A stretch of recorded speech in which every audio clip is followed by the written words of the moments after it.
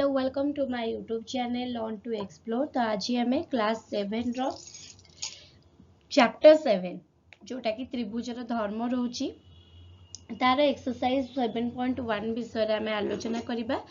तो एबे अभ्यास कार्यटी आरंभ करबा पूर्वरु आमे जानि दबा पार्श्वस्थ चित्र रे पार्श्वस्थ दिया जायछि एबीसी गोटे चित्र अछि जोतरे कि ए बिंदु आ बी बिंदु आ सी बिंदु को त्रिभुज एबीसी रो शीर्ष बिंदु कहबा। जेते बेले कोन से त्रिभुज को लेखिबा ताको एमती गोटे सिंबल देकी त्रिभुज सिंबल देकी त्रिभुज एबीसी बोली हमें लेखिबा।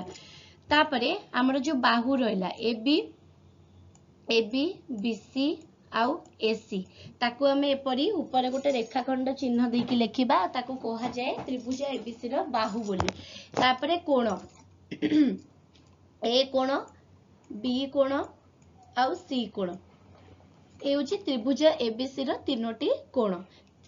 कोण ए रो सम्मुखीन बाहु होची कोण ए रो सम्मुखीन बाहु माने एई कोण रो सम्मुख रे कोटा अछि बीसी। तो बीसी बाहु आ बीसी बाहु रो सम्मुखीन कोण होची ए कोण। सेमती एबी रो सम्मुखीन कोण की सी रो सम्मुखीन बाहु हैला एबी। सेमती एसी बाहु रो सम्मुखीन कोण बी आउ बी कोण रो सम्मुखीन बाहु हैला एसी। एई परी हमर लेखि परिबा। बाहु मानकर माप अनुसार त्रिभुज को तीन भाग रे विभक्त करा जायछि। पिले माने गोटे हैला समबाहु त्रिभुज जेउ त्रिभुजर तीनोटी बाहु समान। ठीक अछि तीनोटी बाहु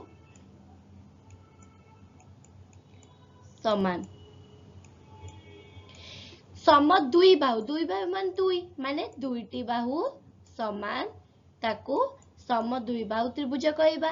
विषम बाहु जार गोटे भी बाहु तीनटा को बाहु पूरा असमान ताकू हमें विषम बाहु त्रिभुज बोली कहबा। ठीक अछि पिला माने डेफिनेशन चाहिले भी लेखि परिबो। जेउ त्रिभुजर तीनोटी जाक बाहु समान ताकू समबाहु त्रिभुज कहबा। जेउ त्रिभुजर केवल मात्र दुईटी बाहु समान ताकू सम दुई बाहु त्रिभुज कहबा। जेउ त्रिभुजर तीनोटी जाक बाहु असमान ताकू विषम बाहु त्रिभुज कहबा। ठीक सेमती कोण मानक परिमाण को नेकी त्रिभुज को तीन भाग रे विभक्त करा जायछि। सूक्ष्म कोणी स्थूल कोणी समकोणी। पिला माने हमें आगुर ऑलरेडी बुझिछे सूक्ष्म कोण का को कहबा स्थूल कोण का कहबा और समकोण का कहबा। तो ता ऊपर बेस नहीं कि त्रिभुज जेउ त्रिभुजर तीनोटी जाक कोणर परिमाण सूक्ष्म कोण ताकू आमे सूक्ष्म कोणी त्रिभुज कहिताउ। स्थूल कोण जेउ त्रिभुजर गोटिए कोण स्थूल कोण ताकू आमे स्थूल कोणी त्रिभुज कहिताउ। समकोण जेउ त्रिभुजर गोटिए कोण 90 डिग्री ताकू आमे समकोणी त्रिभुज कहिताउ। एबे आमे अभ्यास कार्य करिबा। अभ्यास कार्य कला बेले हमें जानी परिबा। पिले एटी मु ट्रायंगल ड्रॉ कर देछि त्रिभुज PQR रे QR एटी त्रिभुज PQR रो चित्र अछि। एटा मु कर चित्र बोली मु मेंशन करि दोछि पिले। ठीक अछि QR बाहु रो सम्मुखीन कोणर नाम केते QR बाहु रो सम्मुखीन कोण किए P। तो मु एटी केमते लिखिबी P कोण। ओके तापरे आसिला त्रिभुज DF रे ई कोणर सम्मुखीन बाहु किए ई कोणर सम्मुखीन बाहु हैला DF। तो मोटी कोन लिखिबी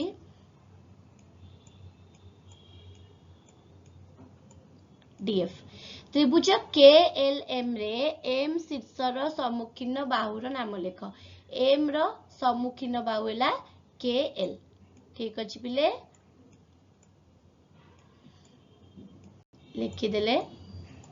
नेक्स्ट निम्न चित्र रे विभिन्न त्रिभुजर बाहुर दैर्घ्य देछि कोणर परिमाण देछि सेगुडी को देखि निम्न प्रश्न गुडिकर उत्तर दियो।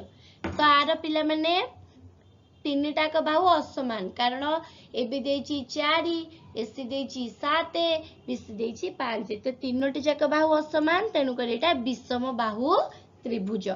तापरे एटा दीटा कोण समान देछि 6 सेंटीमीटर गोटे कोण 4 सेंटीमीटर देछि। तो एटा हला सम दुई बाहु त्रिभुज। तापरे एटा देइछि गोटे कोण समकोण देइछि पिला माने 90 डिग्री देइछि तेनु करी एटा समकोणी त्रिभुज तापरे एई त्रिभुजर तीनोटी जाक बाहु समान तेनु करी याको आमे समबाहु त्रिभुज कहबा तापरे एई पी क्यू आर त्रिभुजरे गोटी कोण सूक्ष्म कोण 110 टा सूक्ष्म कोण ना पिला माने तो सूक्ष्म कोण सॉरी स्थूल कोण पिला माने स्थूल कोण देइछि तेनु करी पी क्यू आर त्रिभुजटी स्थूल कोणी त्रिभुज तापरे आसिला एस टी यू त्रिभुजरे 65 54 61 तीनोटी जाक सूक्ष्म कोण तेनु करी एटा सूक्ष्म कोणी त्रिभुज ठीक अछि पिला माने तो एठी हमर ए वीडियोटी शेष होउची आजिर अभ्यास कार्य 7.1 टी मध्ये शेष होउची आशा करूची कि आपण माने समस्त वीडियो को देखुतिबे आ आपण मानकर सपोर्ट पाई मध्ये धन्यवाद आउरी बहुत मात्रा रे लाइक करंतु एवं शेयर करंतु एवं जे के भी चैनल रे नुआ अछंती दया करी चैनल टी को सब्सक्राइब करि नंतु जदि फेसबुक रे देखिबा को चाहउछंती वीडियो टी ताले ऑनलाइन ट्यूटरिंग पेज को फॉलो करंतु वीडियो देखि परिबे ठीक अछि धन्यवाद।